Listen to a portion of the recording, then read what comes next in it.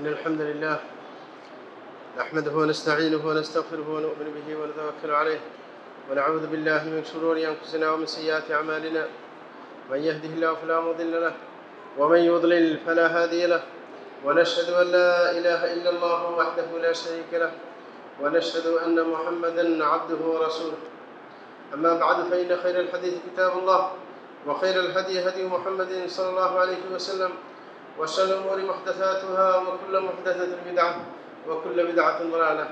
قال الله تعالى في كلامه المجيد والفرقان الحميد: أعوذ بالله من الشيطان الرجيم بسم الله الرحمن الرحيم وكذلك نفصل الآيات ولتستبين سبيل المجرمين.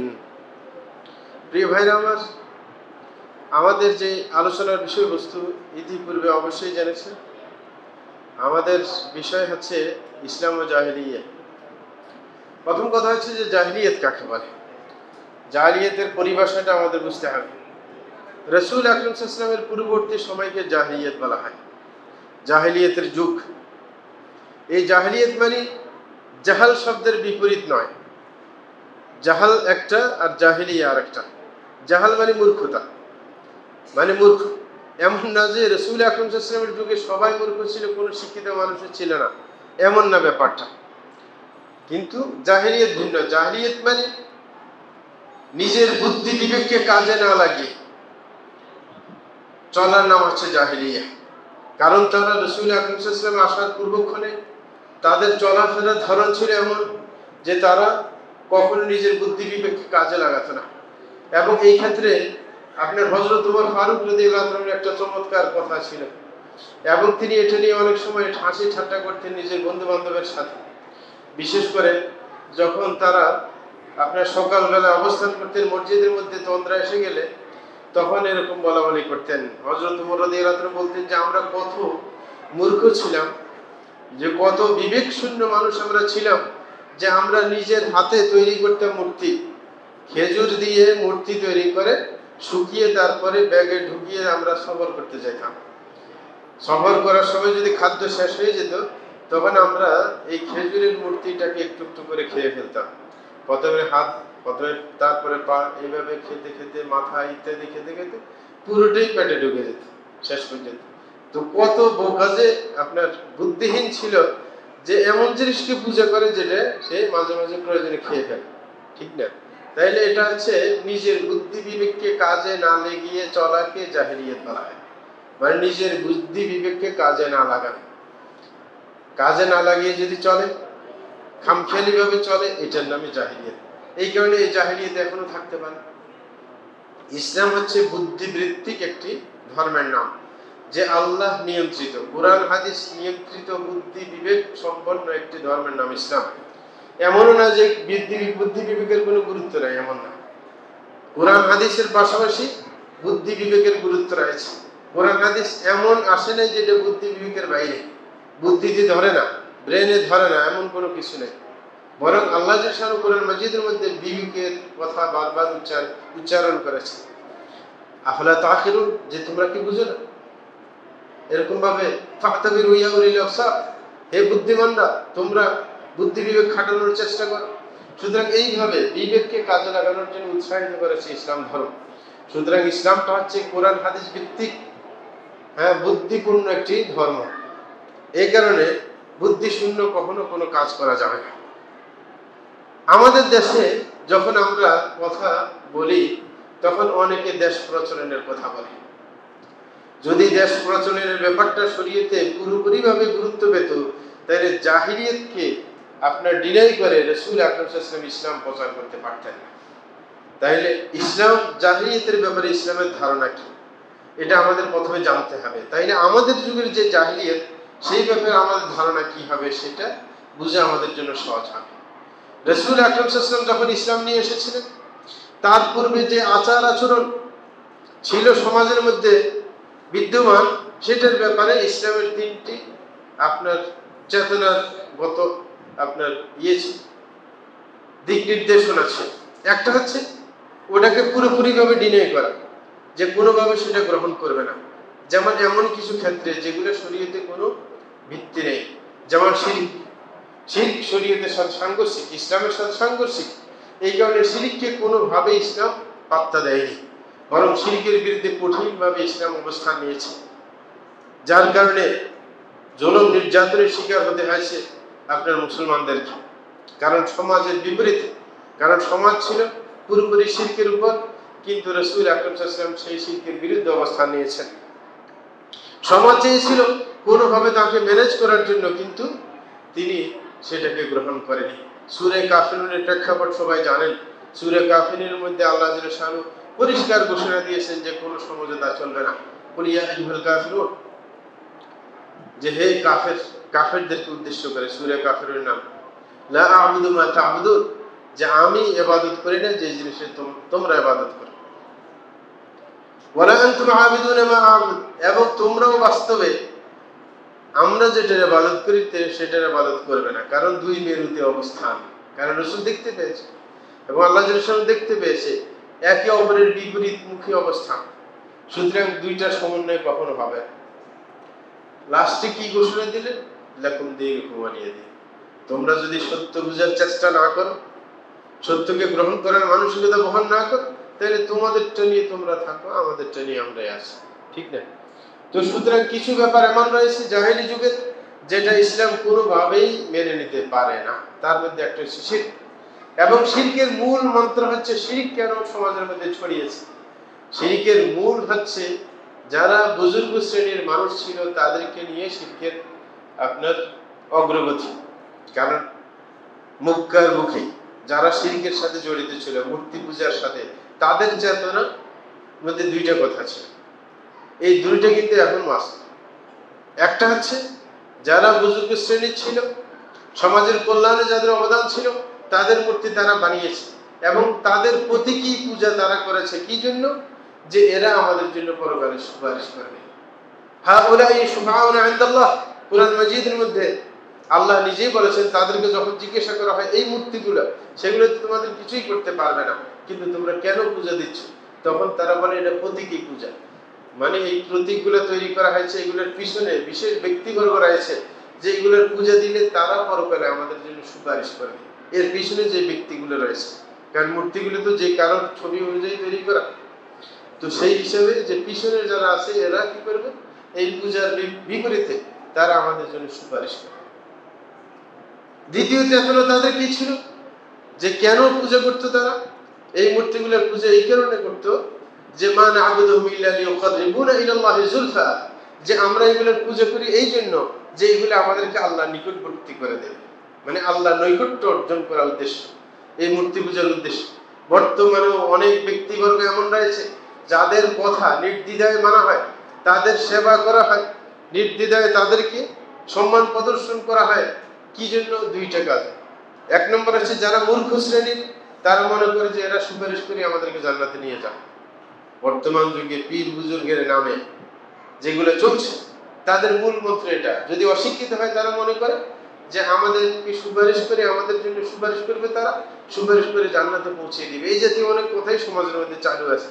কেউ জাহাজ ভরে নিয়ে যাবে, হ্যাঁ, আপনার মুক্তি দিয়ে দিবে, কেউ এমন করবে, কেউ তেমন করবে, মানে এই জাতীয় অনেক কথা সমাজের মধ্যে চালু আছে। দ্বিতীয় চেতনা যারা শিক্ষিত শ্রেণী আছে, যারা এদের পিছনে চলে, শিক্ষিত হওয়া সত্ত্বেও, তাদেরকে জিজ্ঞাসা করলে বলবে যে আমরা তো নিজে কখনো আল্লাহর নৈকট্য অর্জন করতে পারবো না, নিজে নিজে ইচ্ছা করলেও পারবো না, বরং মধ্যস্থতাকারী দরকার, যেদের পিছনে আমরা ঘুরি। যদি আমার চাইতে বড় মুহাদ্দিস বা মুফতি না, তারপরেও কেন তার পিছনে ঘুরে? আল্লাহর নৈকট্যে পৌঁছা সম্ভব হবে আমাদের। এই কারণে তারাও কি এরকম যাদের অল্প শিক্ষা রয়েছে, কারণ বিশ্বের বুকে আপনি দেখবেন যারা এই তরিকার লাইনের মধ্যে আছে, আপনার সমাজের মধ্যে এদের চাইতে বড় বড় আলেম সমাজের মধ্যে বিরাজমান আছে। এখনো আপনি দেখবেন এই যে তরিকতের লাইনে যত মানুষ আছে, এদের চাইতে কিন্তু সমাজে বিজ্ঞ বিজ্ঞ আলেম বাইরে আছে। কিন্তু তারপরেও কেন কিছু আলেম শ্রেণীর মানুষ তাদের পিছনে চলে? ওই যে আল্লাহর নৈকট্য অর্জন করার জন্য, যে না আমরা যে কোরআন হাদিস শিখেছি, জেনেছি, এটা দিয়ে আল্লাহর নৈকট্য অর্জন করা যাবে না, এদের পিছনে ঘুরতে হবে না। এরকম না, বরং কেউ বলতে পারেন তাহলে যদি নমুনা না দেখে তাইলে কিভাবে আমরা সঠিক পথে পরিচালিত হব? নমুনার জন্য নেককারের প্রয়োজন, এটার জন্য খেলাফতের প্রয়োজন হয়। অনেক মানুষ নমুনা আছে সমাজের মধ্যে যারা কোরআন হাদিস মেনে অক্ষরে অক্ষরে চলে। অনেক সময় এমন ব্যক্তিবর্গকে আমরা দেখি যারা সহি দাওয়াতের কারণে এমন একটা পর্যায়ে চলে আসছে যে যারা অক্ষরে অক্ষরে আমাদেরকে প্রশ্ন করে যে এটা কি ঠিক, এটা কি ঠিক, এটা কি ঠিক, মানে এমন ভাবে সে পুঙ্খানুপুঙ্খ রূপে আপনার চলতে চেষ্টা করে যে কোনো কিছু যেন ব্যতিক্রম না হয়। অনেক সময় নিজেরও মানে লজ্জা লাগে যে এত কঠিন ভাবে কিভাবে অক্ষরে অক্ষরে চলার চেষ্টা করে। আমাদের তো অনেক সময় অক্ষরে অক্ষরে চলার চেষ্টা থাকে না। তাই এরকম আমলি মানুষ সমাজে আছে, এরাই হচ্ছে নমুনা, এরাই হচ্ছে নেককার। সুতরাং এদেরকে দেখেই মানুষ কি করে আপনার আগ্রহ পেতে পারে। এই কারণে তো রাসূল আকরাম সাল্লাল্লাহু আলাইহি ওয়াসাল্লাম এদের সাথে চলতে আল্লাহ তাকে বাধ্য করতে বলেছেন যে আপনি এদের সাথে চললেন।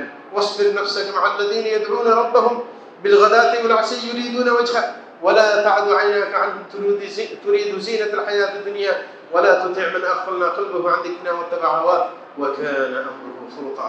সূরা কাহফের মধ্যে আল্লাহ জাল্লাহু বলেছেন, হে নবী আপনি নিজকে ওদের সাথে চলতে বাধ্য করবেন যারা সকাল সন্ধ্যায় আল্লাহকে ডাকে এবং যাদের একটা মাত্র টার্গেট যে আল্লাহকে খুশি করা। তাইলে দুইটা বৈশিষ্ট্য তাদের, একটা হচ্ছে আপনার সকাল সন্ধ্যা আল্লাহকে ডাকে, মানে ওলামায়ে কেরাম বলছে এটা সর্বনিম্ন বৈশিষ্ট্য হচ্ছে যে সে 5 বেলা সালাত সঠিকভাবে পড়ে, সঠিকভাবে গুরুত্ব দিয়ে পড়ে এবং পাশাপাশি সকাল সন্ধ্যাও জিকিরের গুরুত্ব দেয়, কারণ এই দুইটা সময় গুরুত্বপূর্ণ সময়। এবং দ্বিতীয় নম্বর বৈশিষ্ট্য আল্লাহকে সন্তুষ্ট করে তাদের একমাত্র উদ্দেশ্য, যেই কোনো কাজ করবে তাদের টার্গেট আল্লাহ যেন খুশি হয়, যেই কোনো কাজ করবে তাদের টার্গেট আল্লাহ যেন খুশি হয়। কারোর সাথে সম্পর্ক করতে গেলেও উদ্দেশ্য যে আল্লাহ খুশি হবে, এই কারণে তার সাথে আমি সম্পর্ক রাখবো। এর সাথে সম্পর্ক রাখবো না কেন? আল্লাহ এর সাথে সম্পর্ক রাখলে আল্লাহ খুশি হবে না, এই জন্য তার সাথে আমি সম্পর্ক রাখবো না। যেই কোনো কাজের টার্গেট, কাউকে যদি কিছু টাকা দিতে হয় আল্লাহ সন্তুষ্টির জন্য, কারোর সাথে যদি চলতে হয় আল্লাহ সন্তুষ্টির জন্য। কারণ আল্লাহ বলছেন, রাসূল আকরাম বলছেন ওয়ালা তুসাহিবিল মুমিনা, যে খাঁটি ইমানদারের সাথে তুমি চলবে। তাইলে আমি কেন তার সাথে চলবো? আল্লাহ খুশি হবে, কারণ রাসূলের নির্দেশনা যারা খাঁটি ইমানদার তাদের সাথে চলতে। তো সুতরাং এরকম যদি কারো কোনো মানুষের যদি এই চেতনা থাকে যে মানে আমলের পাশাপাশি ঈমান ভিত্তিক আমলের পাশাপাশি তার টার্গেট হচ্ছে আল্লাহকে খুশি করা, এদের সাথে চললে ঈমান তাজা থাকবে এবং সত্য পথে চলা সহজ হবে। এটা নয় যে যারা কি মানে খেলাফত পেয়েছে এদের সাথে চললে, কারণ অনেক খেলাফত প্রাপ্ত মানুষ আছে নিজেই ঠিক হয় না, নিজেই ঠিক হয় না বললে অনেক সময় খারাপ হয়। আমাদের এলাকা থেকে একজন আলেম, কয়েকজন আলেমে আমাকে নিয়ে গেছে আব্দুল মতিন সাহেবের কাছে, মানে খেলাফত প্রাপ্ত আর কি তাদের মধ্যে একজন। তো যখন কথা হইতেছিল আমি ওনাকে বলছিলাম যে আপনি ওনাকে খেলাফত দিলেন কেন? হ্যাঁ, খেলাফত দিলেন কেন? এ তো কবিরা গুনাহ করে, হারাম কবিরা গুনাহের সাথে জড়িত, যার জন্য জড়িত আমরা সবাই জানি যে হারাম কবিরা গুনাহের সাথে জড়িত, আপনি খেলাফত দিলেন কেন? সেই খেলাফত দেওয়া মানে সে মুজাক্কা, মানে সে পরিপূর্ণ পরিষ্কার মানুষ, সে আরেকজনকে পরিষ্কার করবে, ঠিক না? এটাই তো খেলাফতের উদ্দেশ্য। তো ওই বেচারা নিজেই হারামের মধ্যে ডুবে আছে, তো ওই বেচারা আপনি খেলাফত দিলেন কি জন্য? বলে যে না খেলাফত দিছি এই জন্য সামনে ভালো হয়ে যাবে। আর আমি বললাম এরকম তো কোনো খেলাফত হয় না যে সামনে ভালো হয়ে যাবে, তাই তো মানুষকে ভালো করবে কিভাবে? মানুষকে তো ভালো করতে পারবে না। এই হচ্ছে যখন অবস্থা যারা খেলাফত প্রাপ্ত, তাই এদের সাথে চলে আপনি নিজে শুদ্ধ হবেন না? কোশ্চিন কালো না। বরং আগের যুগে তো যারা খেলাফত প্রাপ্ত ছিল এরা বিনয়ী ছিল, বর্তমানে এমন অনেক খেলাফত প্রাপ্ত আছে যারা সন্ত্রাসী হচ্ছে, হুমকি ধমকি পর্যন্ত দেয়। এটা তো কোনো আলেমের কাজ হতে পারে না, কোনো মুসলিমের কাজ হতে পারে না। সুতরাং এই যে চেতনা, যেই চেতনা নিয়ে এরকম মানুষের পূজা চলছিল, ওই সময় তো মূর্তি বানিয়ে পূজা চলছিল, এখন তো মূর্তি বানাচ্ছে না, কিন্তু মরে যাওয়ার পরে কিন্তু ওই কবরটাকে মূর্তি বানানো হচ্ছে। হ্যাঁ, অনেকে মনে করি কবর আবার মূর্তি হয় কিভাবে? কারণ রাসূল আকরাম সাল্লাল্লাহু আলাইহি ওয়াসাল্লাম দোয়া করতেন আল্লাহর কাছে, আল্লাহুম্মা লা তাজআল কবরি ওয়াতানান ইউবাদ, হে আল্লাহ আমার কবরকে মূর্তি বানাবেন না যেটার পূজা মানুষে করে। তাইলে কবর মূর্তি হতে পারে? একটা কবরকে যদি মানুষ যে সেবা করে সব সময় এটার প্রতি ভক্তি দেখায়, তাইলে সেটা তো মূর্তির পর্যায়ে। হ্যাঁ, যদিও চেহারা সুরত ভিন্ন বানানো হয়নি, মানে কবরের সাহিত্যে ব্যক্তিকে ভক্তি দেখানো, তাইলে সেই কবরকে মূর্তি বানানো বেশ করবে। এই কারণে তো কবি নজরুল বলেছিল যে হিন্দু মুসলমান ভাই ভাই তারা করে মূর্তি পূজা, আমরা করি কবর পূজা, মানে পূজা পূজায় মিল আছে, হ্যাঁ, কোনো বেশ কম নেই। এই হচ্ছে সমস্যা। তাই আপনার ইসলাম আসার পর জাহিলি যুগের এমন কিছু কর্মকাণ্ড রয়েছে ইসলাম কোনোভাবেই সাপোর্ট দিতে পারে না। সুতরাং ইসলাম যখন সাপোর্ট দেয় না এই কর্মকাণ্ডের, এই জাহিলিয়তের যদি কোনো অংশ বিশেষ বর্তমান যুগেও থাকে, সেটাকে কঠিনভাবে প্রতিরোধ করতে হবে। ইসলামপন্থী যারা রয়েছে, যারা সত্যিকার তাওহীদপন্থী, কখনো শিরককে প্রশ্রয় দিতে পারে, এটা হতে পারে।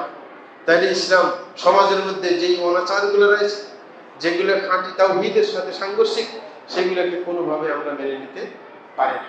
এবার সমাজ যেইভাবে দেখুক না কেন, যদি এটা থাকতে দেওয়া হইতো, তাহলে রসুল এখন সংঘর্ষে কেন যেতেন? নিজের আত্মীয়তার বন্ধন কেন নষ্ট করতেন? কারণ মক্কার কবি কুরাইশ বংশে তার জন্ম, কুরাইশ বংশের লোকেরাই তো নেতৃত্ব দিয়েছিল আরবদের। সুতরাং তাদের সাথে সংঘর্ষ করে যুদ্ধ করার কি মানে হয়?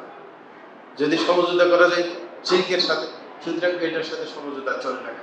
এবং পাশাপাশি রাসূল আকরাম সাল্লাল্লাহু আলাইহি ওয়াসাল্লাম শুধু শিরক নয়, অনেক ব্যাপার আছে যেগুলো আপনার মানুষের জীবন সঠিকভাবে পরিচালিত হতে হলে সেইগুলো থাকতে পারে না, সেইগুলো রাসূল প্রতিরোধ করেছিলেন। রাসূল শুরু যুগে আপনার বেবিচারের না করার বায়াত নিতেন, চুরি না করার বায়াত নিতেন, সুদ না খাওয়ার বায়াত নিতেন। এগুলো কারণ সমাজের গতিধারাকে নষ্ট করে দেয়। সমাজ সঠিকভাবে পরিশুদ্ধভাবে চলতে পারে না যদি এই কাজগুলো সমাজের মধ্যে চালু থাকে। সুতরাং ইসলাম জাহিলিয়তের সাথে ইসলামের প্রথম দৃষ্টিকোণ, যেটা আপনার খাঁটি তাওহীদের সাথে অথবা তাওহীদের পরিপূর্ণতার সাথে সাংঘর্ষিক, সেগুলোকে প্রশ্রয় দিবে না ইসলাম। তাইলে ওই যে বেবিচার, চুরি, এগুলা ইসলামের পরিপূর্ণতার সাথে সম্পর্ক, এই যে তাওহীদের পরিপূর্ণ রূপের সাথে সাংঘর্ষিক। আরেকটা হচ্ছে যেটা সরাসরি শিরক, এটা হচ্ছে তাওহীদের একেবারে বিপরীত, তাওহীদের মূলের উপর আঘাত। তাইলে এই জাহিলিয়ত যে সমাজের মধ্যে আছে, যেগুলো আপনার বুদ্ধিবৃত্তিক না, নিজের ব্রেনকে কাজে লাগানো হচ্ছে, সেই চাল চলনের বিরুদ্ধে ইসলাম কি অবস্থান নেয়। এই কারণে রাসূল আকরাম সাল্লাল্লাহু আলাইহি ওয়াসাল্লাম তার একটা চমৎকার বাণী, যে জাহিলিয়তের বিরুদ্ধে তার কঠিন অবস্থান। মুসাইলামা যখন শুধু তাওহীদের ক্ষেত্রে নয়, রিসালাতের ক্ষেত্রে, তাওহীদ দুইটা ক্ষেত্রে, একটা হচ্ছে আল্লাহর ক্ষেত্রে তাওহীদ, আর একটা হচ্ছে রাসূলের ক্ষেত্রে তাওহীদ। মানে এককভাবে রাসূলকে মুহাম্মদ সাল্লাল্লাহু আলাইহি ওয়াসাল্লামকে রাসূল হিসেবে মেনে নেওয়া, কিয়ামত পর্যন্ত তার রিসালাতই একমাত্র থাকবে, আর কারোর রিসালাত চলবে না। যেরকম আল্লাহর একমাত্র ইবাদত চলবে, আর কারোর কি চলবে না। যখন মুসাইলামা এসে রাসূল আকরাম সাল্লাল্লাহু আলাইহি ওয়াসাল্লামের পাশাপাশি ওনার মৃত্যুর পর রিসালাতে ভাগ বসাতে চেয়েছিল, সে অনেক দুর্বল নিয়ে এসেছে। তার বংশ বনু হানিফা খুব শক্তিশালী একটা জাতি ছিল। তখন সে নিজের সাঙ্গ নিয়ে এসে রাসূল আকরাম সাল্লাল্লাহু আলাইহি ওয়াসাল্লামের কাছে আসলেন, এবং সে সমঝোতা করতে চাইছিল যে আপনি আমার কাছে কথা দেন, আমার সাথে কথা দেন, আপনার মৃত্যুর পর আমি রাসূল হব, যে আপনি মরে যাওয়ার পর আমি রাসূল হব। তখন আমি আমার যত শক্তি আছে ইসলামের পক্ষে আমি কাজে লাগাবো। রাসূল কি বললেন? বলছে লাউ সাআলতানি হাযিহিল কিতআতা মা আতাইতুকাহা। রাসূল একটা খেজুরের ডাল হাতে নিয়ে তার সাথে সাক্ষাৎ করতে গেলেন, এবং রাসূল দেখিয়ে বললেন, তুমি যদি আমার কাছে এই ঢালটা চাও, এটাও আমি দিব না তোমাকে। এবং বলছেন যে ওয়ালান আতাআদ্দা আমরাল্লাহি ফিক, বলে যে আল্লাহর যেই সিদ্ধান্ত তোমার ব্যাপারে, সেই ক্ষেত্রে আমি একটু অতিক্রম করে যেতে পারবো না, কারণ আমার পরে কোনো রাসূল হবে না, সুতরাং তোমাকে সেই সুযোগ দেওয়া যাবে না। এবং রাসূল বলছেন ওয়ালাইন আদবারতা লা ইয়াকিরান্নাকা আল্লাহু ওয়া ইন্নী লা আরাকা আল্লাযী ইউরিদু ফীহি মা উরিদ। এবং তিনি বলেছেন যদি তুমি আমার কথার বিপরীত যাও, যে আমাকে যদি না মেনে নাও, তাইলে আল্লাহ তোমাকে ধ্বংস করবে, এবং আমি তোমার ব্যাপারে সেটাই দেখে যাব যেটা আল্লাহ আমাকে স্বপ্নে দেখিয়েছেন। তারপরে কি বললেন? ওয়াহাদা সাবিতুন ইজিবুকা আন্নী। দেখেন, এটা হচ্ছে বুদ্ধিমত্তার কাজ, মানে নেতা হওয়ার গুণ আর কি, যে যারা মূর্খ মানুষ এদের সাথে কিন্তু বুদ্ধিমানরা বেশি পেঁচাল পারে না। বুদ্ধিমানের কাজ হচ্ছে কি, ওয়াইদা খাতাবাহুল জাহিলুনা ক্বালু সালামা। যদি মূর্খরা যদি তাদের সাথে তর্ক বিতর্কে জড়ায়, তখন বলবে সালাম দিয়ে কেটে পড়বে নিরাপদে, বরং তর্কে লাগাই দিবে পরের অন্য মানুষকে। রাসূল দেখলেন এ তো বোকা, রিসালাতের দাবি করতে চায়, তখন বলছে এই যে সাবিত ইবনে কাইস রাসূলের খতিব ছিল, কোথাও বক্তব্য দেওয়ার জন্য হযরত সাবিত ইবনে কাইস বিন শাম্মাসকে পাঠাতেন, উনি ভালো বক্তা ছিলেন। বললেন যে এই রাখি গেলাম সাবিতকে, তুমি এর উত্তর দাও। মানে উনি দায়িত্ব নিয়ে চলে গেলেন, কারণ বোকার সাথে তর্ক করলে সময় নষ্ট হয়ে যাবে। এখানে বলছে এই আমার প্রতিনিধি, এ থাক তোমার কাছে, তোমার যত প্রশ্ন আছে এর কাছে করবে, হে তোমার উত্তর দিবে। এটা হচ্ছে নিয়ম। এই কারণে আমাদের কিছু ভাই এরকম সুন্দর কথা বলে। অনেক সময় যখন এই বেড়াতিরা মানে মুনাজারা করার জন্য বলে, তখন আমাদের কিছু অল্প বয়সের ভাইরা এরকম কথা বলে যে ওনাদেরকে বাদ দাও, আমাদের সাথে আগে তর্ক করো, তারপরে আমাদের সাথে টিকলে পরে সামনে অগ্রসর হবে। এটা হচ্ছে নিয়ম। যে রাসূল যেটা বললেন যে সাহাবাদের সাথে কথা বলো, সে উত্তর দেওয়ার জন্য যথেষ্ট, তোমার সাথে আমার তর্ক করার তো কোনো মানে নাই, ঠিক না?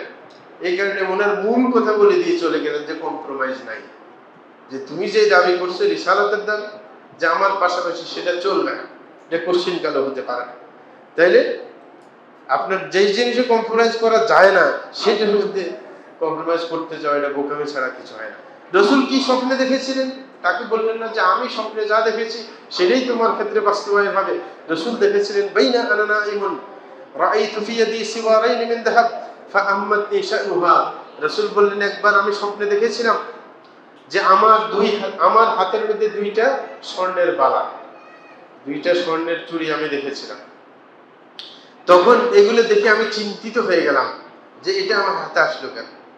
তখন আমার কাছে ওহী পাঠানো হলো, ফাউহিয়া ইলাইয়া ফিল মানাম আনিল ফুহুমা, বলে যে ওহীর মাধ্যমে আমার স্বপ্ন যোগে জানিয়ে দেওয়া হয়েছে যে তুমি ফু দাও এগুলোকে, মানে হাতের মধ্যে যে চুড়ি দুইটা এগুলোর মধ্যে ফু দাও।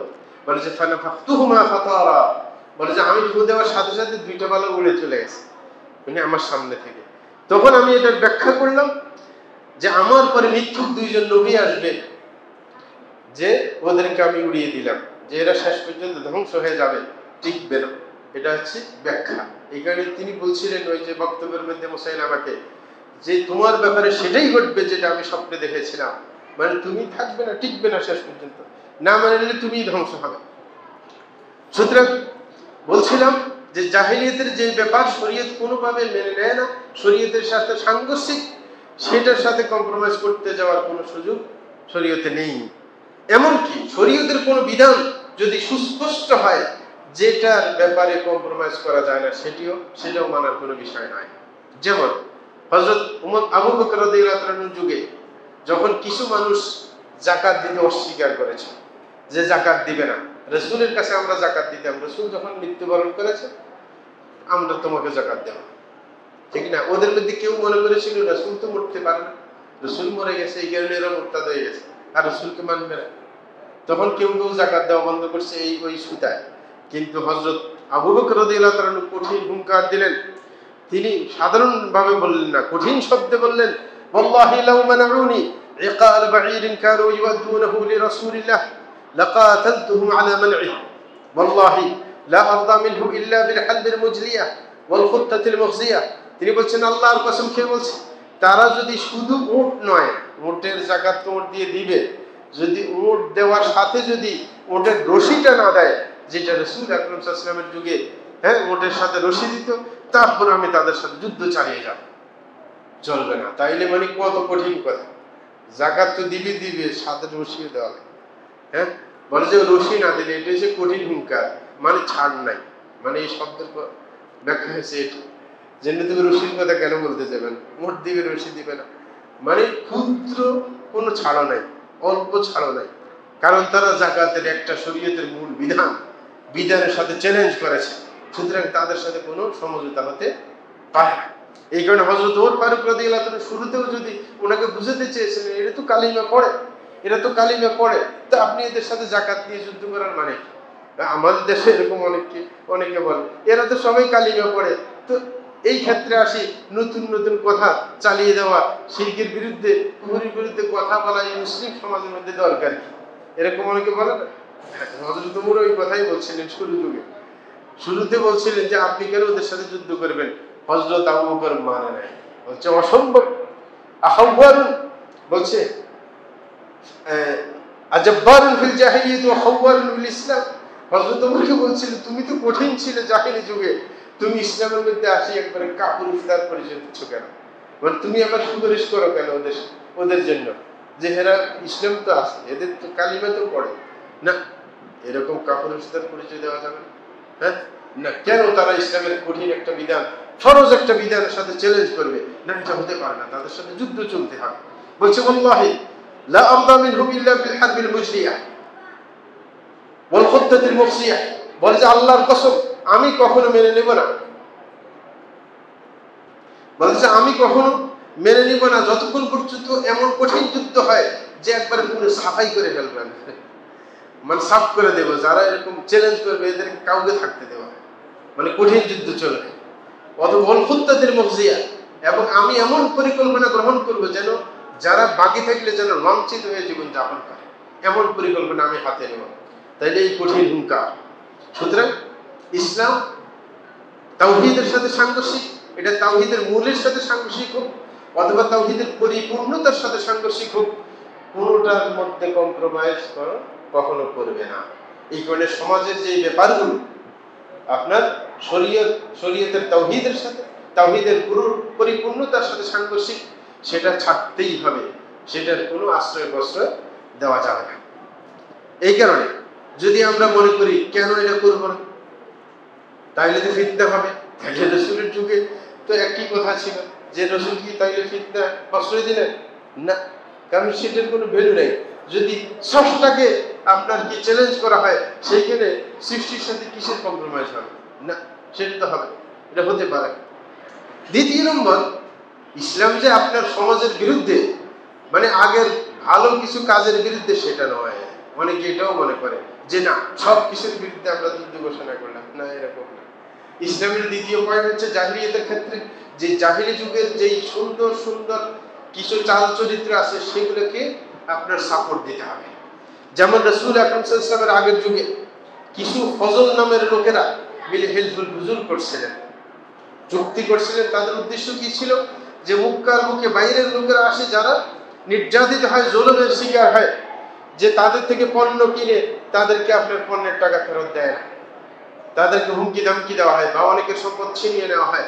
সুতরাং এদের আপনার অধিকার ছিনিয়ে নেওয়ার জন্য আমরা কাজ করব।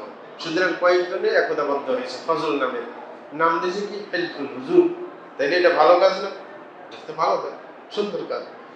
যদি আমার এমন ভালো কাজ যখন মানে এটা, তখন রাসূল কিন্তু এটা স্বীকৃতি দিয়েছেন, বলেন যে এরকম কাজ করার প্রয়োজন হলে এখনো করবো। রাসূল বলেছিলেন লাকাদ শাহিদতু ফি দারি আব্দুল্লাহ ইবনে জুদআন হিলফান মা উহিব্বু আন লি বি হুমরান নাম ওয়া লাম উদআ ফিল ইসলাম লা আজাবতু। তিনি বলেছিলেন যে আমি আব্দুল্লাহ ইবনে জুদআনের ঘরে একটা চুক্তিতে আবদ্ধ হয়েছিলাম এবং আমি চাই না সেটার পরিবর্তে অনেকগুলো মোটা আমাকে কেউ দাও, কারণ সেই চুক্তি ছিল গুরুত্বপূর্ণ চুক্তি, ইনসাফের পক্ষের চুক্তি, জুলুমের বিরুদ্ধে চুক্তি। সুতরাং সেটা আমি এখনো সাপোর্ট করি। এবং তিনি বলছেন এই ইসলাম আসার পরেও এরকম যদি কোনো কল্যাণকর কাজের দিকে মানুষের মাঝে ইনসাফ প্রতিষ্ঠা করার জন্য যদি আমাকে ডাক দেওয়া হয়, আমি এখনো সাড়া দেব। তাইলে কোনো সমাজে যদি কোনো ভালো কিছু আচরণ থাকে, সেটাকে ইসলাম কি করে? সাপোর্ট করে। যেমন সামনে কোরবানি আসছে, কিছু কিছু এলাকায় এমন আছে যে পুরো এলাকার যত গরিব আছে এদের লিস্ট করা হয়, সমাজপতি যারা এরা লিস্ট করে এই এলাকায় কয়টা কোরবানি হবে সবগুলোর গোশত একত্রিত করে তারপরে সবার মধ্যে বন্টন করে। পুরো এলাকায় যারা জবাই করছে এদেরকে তো দিবে, এবং পুরো এলাকা প্রত্যেকের কাছে যেন এমন কোনো গরিব যেন ওই এলাকায় না থাকে যাদের কাছে গোশত পৌঁছে না। তাইলে তারা মানে মানুষের ঘরে ঘরে যাওয়ার থেকে বাঁচল, সম্মানের সাথে তারা কি নিজের অধিকারের মতো কিছু গোশত পেয়ে গেল। তাহলে ইসলামের বিরুদ্ধে যাবে কেন? এটা সুন্দর। কিন্তু আবার এদের মধ্যে একটা গ্রুপ আছে, এরা লিল্লা ভাগ করে গরিবের জন্য, আবার সবাইকে দিয়ে এটার থেকে ভাগ আবার এদেরকেও দেয়। এটা না যায়। আপনি যখন নিয়ত করে ফেললেন যে এটা আমাদের এলাকার গরিব মিসকিনের জন্য, অংশ দিয়ে দিলেন, এটার থেকে আবার ভাগ নেবে কি জন্য? এটা তো নিয়তে আপনার ওদিন থেকে বাইরে গেছে, ঠিক না? এটা তো নিয়ত করে বলছেন এটা দিয়ে দিচ্ছি। কিন্তু ওরা আবার কি করে, অনেক এলাকা আছে এই কাজটা ঠিক মতো করে, কিন্তু পুরো এলাকার ঘর প্রতি ভাগ করে আবার গরিবদেরকে দেয়, আবার ধনীদেরকে দেয়। এটা কিন্তু উল্টা কাজ। কিন্তু যদি গরিবদেরকে শুধু দেয়, যে কোনো গরিব যেন এই এলাকায় না থাকে যাদের কাছে গোশত পৌঁছায় নেই, তাহলে কাজটা ভালো নিশ্চিত হওয়া গেল। এবং কারণ মানুষের ঘরে ঘরে যাইতে হইল না, যারা দায়িত্বশীল তাদের কাছ থেকে নিল সম্মানের সাথে। এটা খারাপ না, এটা ভালো। তাই ইসলাম চায় সমাজের মধ্যে কোনো ভালো গুণ থাকলে সেটাকে প্রমোট করা, সেটাকে গুরুত্ব দেওয়া। এটা হচ্ছে দ্বিতীয় ইসলামের সমাজের কর্মকাণ্ডের প্রতি ইসলামের দৃষ্টিকোণ। একটা হচ্ছে তাওহীদের সাথে সাংঘর্ষিক, তাহলে এটার সাথে কোনো কম্প্রোমাইজ চলবে না। এটা তাওহীদের মূলের সাথে হোক, পরিপূর্ণতার সাথে হোক।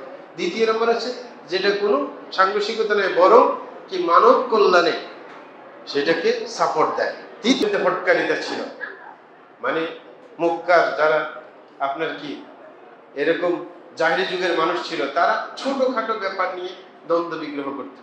মদিনায় যখন রাসূল আকরাম সাল্লাল্লাহু আলাইহি ওয়াসাল্লাম গেছেন, বুআত নামক যুদ্ধ 120 বছর চলছিল, শুধু মোটের পানি খাওয়া নিয়ে। রাসূল আকরাম সাল্লাল্লাহু আলাইহি ওয়াসাল্লাম তাদের মধ্যে সমঝোতা করে দিলেন আউস খাজরাজ গোত্র দুইটার মাঝে। তাইলে তাদের মধ্যে সাহসিকতা ছিল। কেউ যদি কারোর সাথে যুদ্ধ চলতো, নিজের ছেলে সন্তানকে ওসিয়ত করে যেত যে তাদের সাথে যুদ্ধ চলবে মাসে যখন থাকে। এইভাবে বংশ পরম্পরা যুদ্ধ চলতো। তাদের মধ্যে কি আপনার বাহাদুরি ছিল, মানে কখনো হার মেনে যাওয়ার এই চেতনা তাদের মধ্যে ছিল না। ইসলাম এটাকে ডিনাই করে নাই, ইসলাম এটাকে পরিমার্জন করেছে, মানে এটাকে নিজের কাজে লাগিয়েছে। যে বলেছে যে না, সাহসিকতা গুণের বিষয়, কিন্তু সাহসিকতা কখনো লাগামহীন ভাবে কাজে লাগানো যাবে না। যে তুমি যুদ্ধ করবে তাইলে আপনি ইনসাফ বহির্ভূত কাজ করবে, সেটা হতে পারে। যে তুমি মহিলাদেরকে আক্রমণ করবে, ছোট বাচ্চাদেরকে আক্রমণ করবে, এটা হইতে পারে না। মানে ইসলাম সেটাকে সুন্দরভাবে আপনার পরিমার্জন করে সেটাকে কাজে লাগিয়েছে। সুতরাং ইসলামের হচ্ছে তৃতীয় দর্শন। তো সুতরাং সমাজের মধ্যে কিছু ভালো কাজ যদি সেটা উল্টো পথে চলে, মানুষের কিছু গুণ ভালো, সেটাকে অন্য গতিপথে মোড়ানো যায়, তাহলে সেটা করা উচিত। হ্যাঁ, যেমন কোনো সাংগঠনিক মানুষ সাংগঠনিক চেতনা সে বহন করে, তখন সেই চেতনাকে আমরা ইসলামের কাজে লাগাবো, সেটা হইতে পারে। তো সুতরাং এইভাবে ইসলামের কাজে লাগাতে পারি। আচ্ছা, যাই হোক, তাইলে আমরা আজকের মূল খোলাসা কথা, মানে ইসলাম আর জাহিলিয়াতের ব্যাপারটা বুঝাতে চাইছিলাম।